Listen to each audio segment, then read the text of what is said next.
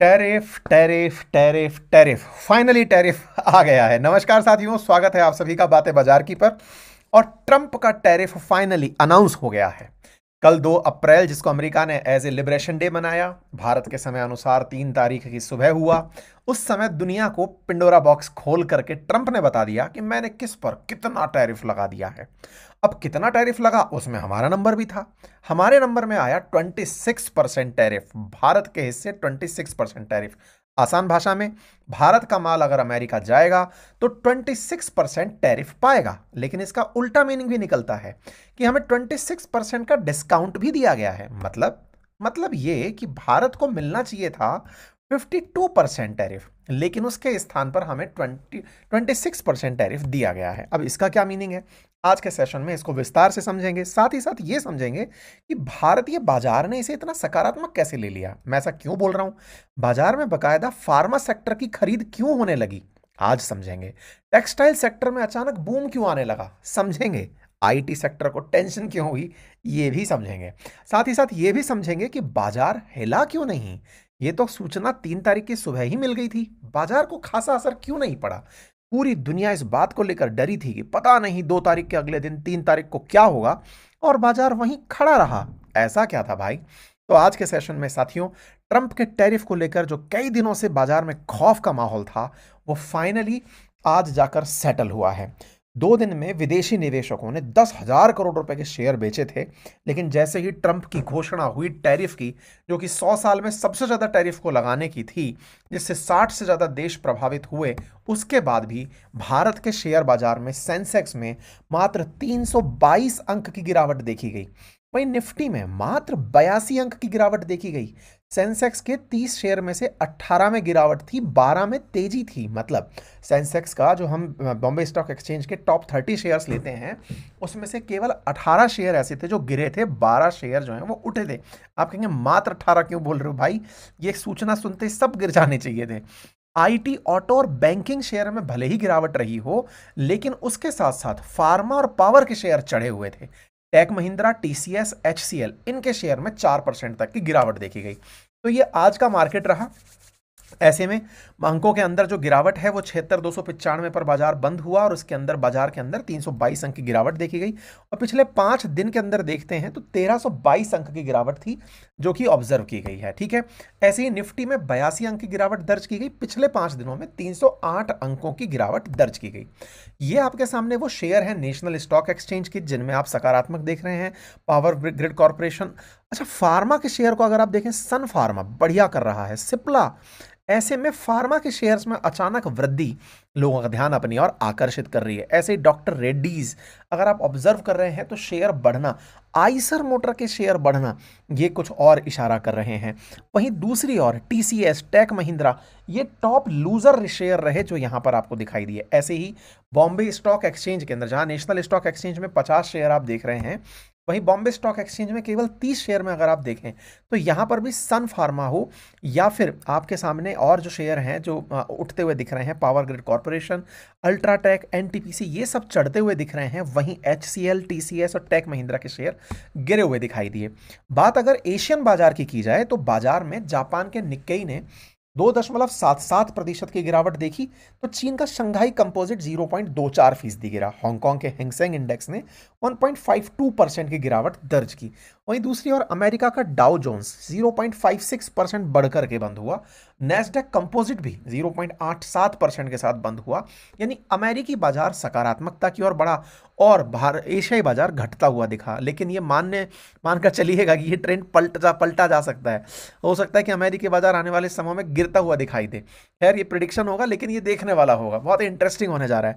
क्योंकि देखिए, हुआ ये है, एशियाई बाजार गिरने की अगर हम खबर कवर करें तो ये टैरिफ थे जो इन्होंने सब देशों पर लगाए। जैसे चाइना के बारे में अमेरिका का कहना था कि वो हम पर 67% टैक्स लगाता है, तो हम 50% ऑफ कर रहे हैं अभी सभी देशों के ऊपर, उनके ऊपर हम 30% टैरिफ, 34% वसूलेंगे। ऐसे यूरोपियन यूनियन के बारे में कहा गया कि तुम 40% टैक्स लगाते हो हम पर, हम तुमसे 20% वसूलेंगे। वियतनाम का भाई बहुत तगड़ा नाम रहा, 90% टैक्स लगाता है वियतनाम, ऐसी खबर निकल कर आई। असल में आपको याद होगा, इंडिया के बारे में बोलते थे कि 200% टैक्स लगाते हैं, तो पता नहीं वियतनाम यहां पर कहां से नया हीरो निकल कर आया। और ऐसे में वियतनाम के ऊपर इन लोगों ने 46% टैक्स टैरिफ लगा दिया है। वहीं ताइवान के ऊपर 32%। इंडिया जो है वो 5th नंबर पर दिखाई दिया। कहा गया कि इंडिया 52% लगाता है। तो हम टैरिफ किंग के नाम से दुनिया में इस समय न्यूज़ बना जरूर रहे थे। मतलब ये बिल्कुल वैसे था कि ट्रंप इंडिया को मानसिक रूप से प्रिपेयर कर रहे थे कि तुम पर टैरिफ लगाएंगे, तुम पर टैरिफ लगाएंगे और तुम सबसे ज़्यादा टैरिफ वसूलते हो। लेकिन हुआ इसका जस्ट रिवर्स, हम पर 26% का ही टैरिफ लगा। तो हमसे ज़्यादा टैरिफ वाले और देश भी बैठे हैं। देखो, चाइना दिखाई दे गया, वियतनाम दिखाई दे गया, ताइवान दिखाई दे गया। अब इन सबको ऑब्जर्व करो, चाइना पर ऑलरेडी 20% टैरिफ चला आ रहा है जो इसने फेंटेनिल के नाम पर लगा दिया था। तो अब चाइनीज गुड्स पर अमेरिका में 54% टैरिफ होगा। अब इस बात को अगर आप पकड़ गए तो समझो कि आने वाले टाइम पर जो अमेरिकी बाजार है वो भारत के लिए कितना बड़ा अवसर बन रहा है। भारत पर 26% टैरिफ और चाइना पर 54% टैरिफ, मतलब चाइना की तुलना में भारत का माल सस्ता पड़ेगा। ऐसे ही चाइना का वियतनाम ऑप्शन बन चुका था, ये भी हमसे ज़्यादा महंगा पड़ेगा अमेरिकियों को। ताइवान भारत से ज़्यादा महंगा पड़ेगा, जो कि सेमीकंडक्टर के लिए जाना जाता है। जापान और इंडिया लगभग एक जैसा टैरिफ देने वाले हैं। दैट मीन्स हम बहुत सही हैं भाई।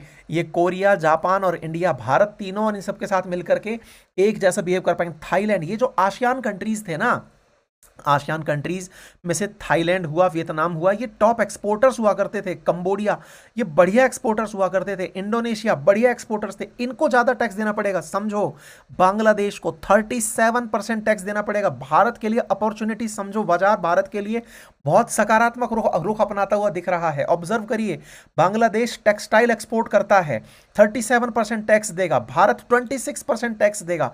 तुलनात्मक रूप से एडवांटेज ले गए हम लोग। आप नोटिस करिए, 37% और 26%। सिमिलरली वियतनाम शूज एक्सपोर्ट करता है, 46%। कपड़े एक्सपोर्ट करता है, 46% एक्सपोर्ट पे वो देगा। भारत फिर से 26% देगा। एडवांटेज देखिए, चाइना 54% पे करेगा, 20% एग्जिस्टिंग प्लस 34%। ऐसे में भारत फिर 26%। तो आने वाला समय भारत के लिए बहुत ज्यादा ब्राइट स्पॉट है। ऑब्जर्व करिए, भारत का जिनसे कंपटीशन है उनमें आने वाला समय फिर भी फिलीपींस जैसे देशों को ऑब्जर्व दे सकता है कि 17% टैरिफ के साथ ये लोग भले ही थोड़ा बहुत फायदा में रह जाएं।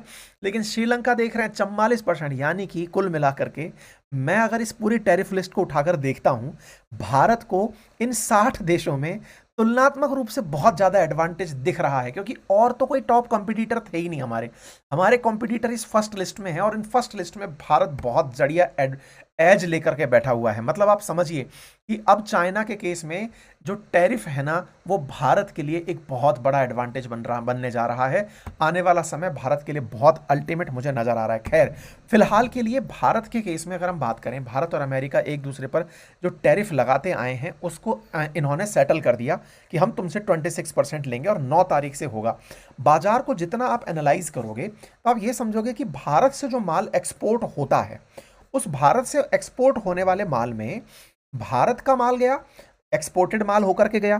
तो भारत का माल जो एक्सपोर्ट होकर के गया है, यार मैं एक बार देख लूं अब रिकॉर्ड हो भी रहा है कि नहीं सेशन। हाँ, हो रहा है। हाँ, तो ऐसे में भारत का जो माल एक्सपोर्ट होकर के अमेरिका गया, उस पर टैरिफ लगा। तो असल में आप ये समझने का प्रयास कीजिए कि दुनिया का भी तो ऐसे ही एक्सपोर्ट होकर के माल जा रहा है, तो हम एक एडवांटेज लेने जा रहे हैं। दूसरी एक इंपॉर्टेंट बात क्या है, ऑटो सेक्टर पे 25% का टैरिफ लग रहा है।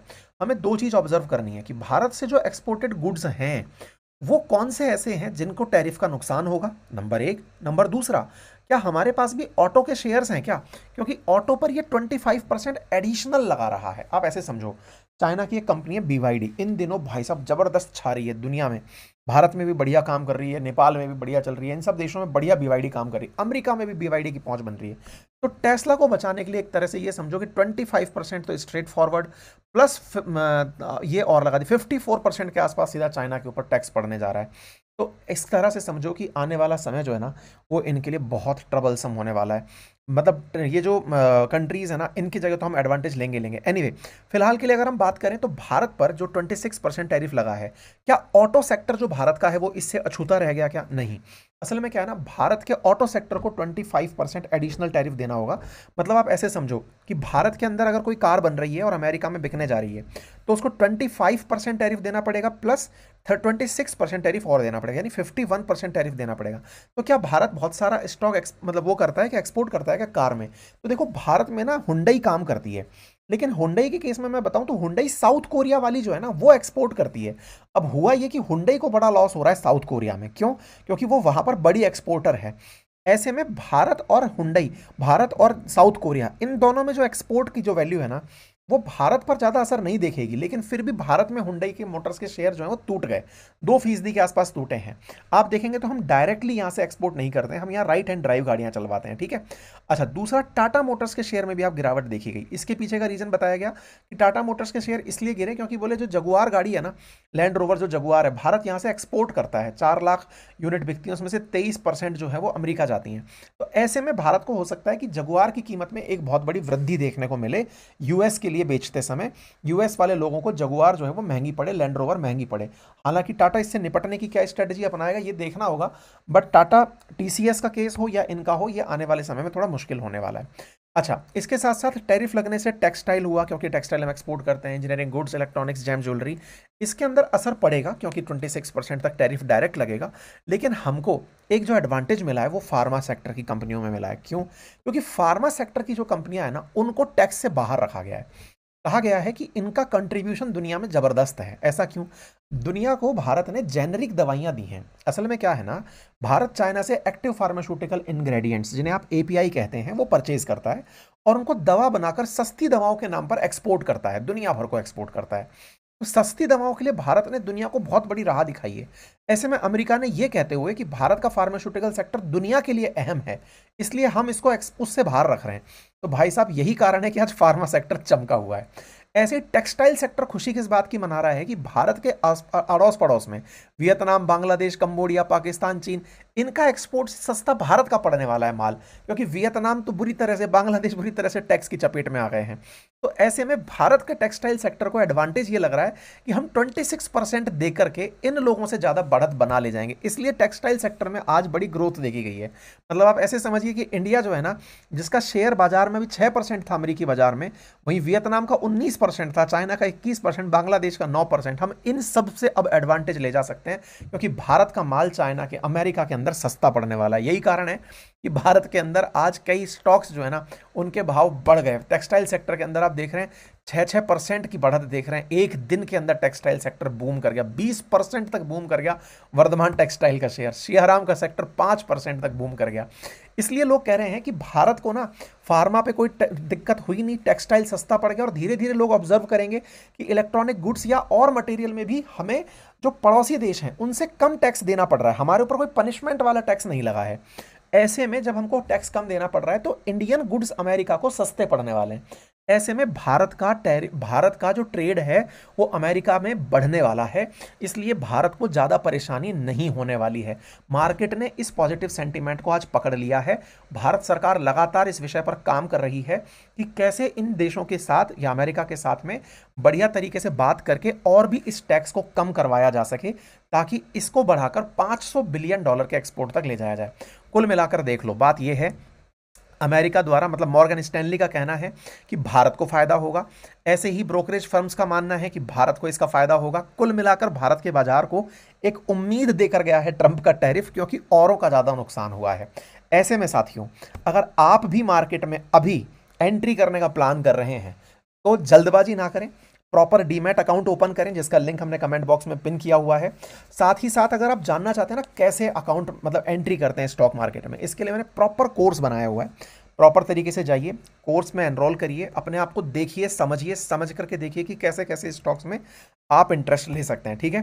साथ ही साथ अगर आपको नहीं आता है ट्रेड करना, म्यूचुअल फंड के अंदर भी पैसा जो है स्टॉक या इक्विटी में लगता है, तो कौन से म्यूचुअल फंड आपके लिए बेस्ट है, उसके लिए भी आप एक बार जाकर के इसे देखें, ठीक है। तो बातें बाजार की का कोर्स है, बहुत ही नॉमिनल प्राइस पर है। आप जितना यहाँ इन्वेस्ट करेंगे उससे कई गुना बढ़िया अपने लिए बेहतर कर ले जाएंगे, ऐसा मुझे लगता है। तो एक बार के लिए आप इसको जरूर देखें, लिंक कमेंट बॉक्स में है। पूरी साल भर की वैलिडिटी के साथ हमारे कोर्स उपलब्ध हैं। Thank you so much.